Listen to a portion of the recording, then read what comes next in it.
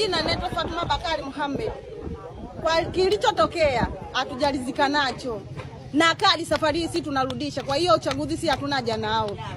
Wanachama wote wa Chama cha Mapinduzi kata ya Msimbati tunarudisha kadi safari hii. Kwa kilichotokea tunataka Lincoln wetu tu mturudishie. Kula za maoni maana yake nini?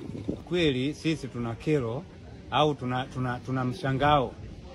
Sisi tumesimamishwa kwenye jua muda mrefu ili tunafanya kazi ya uchaguzi. Tukapiga kula za maoni na mshindi akapatikana. Unaona kilichofanyika, majina baada ya kutoka hapa kwenda kule ngazi za wilaya wametuletea mtu tofauti na alioshinda.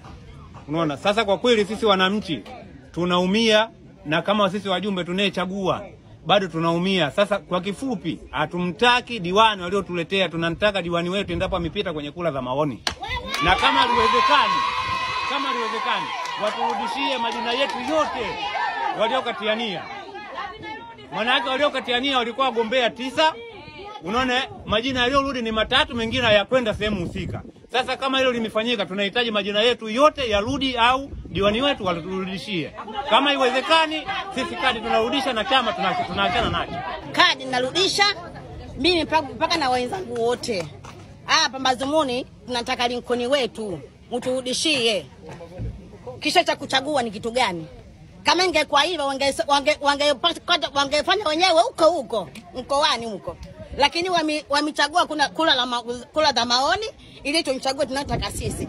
Na sisi tumeshampata wetu tunayemtaka. Kwa sababu gani watubadilishie?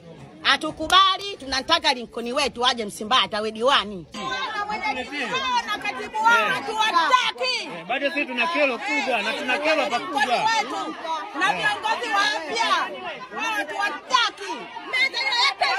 Na ofisi tumeshafunga. Hakuna ofisi Msimbati. Watafuta ofisi ya kwao. Watafuta ofisi ya kwao. Sisi tunataka diwani wetu Lincoln.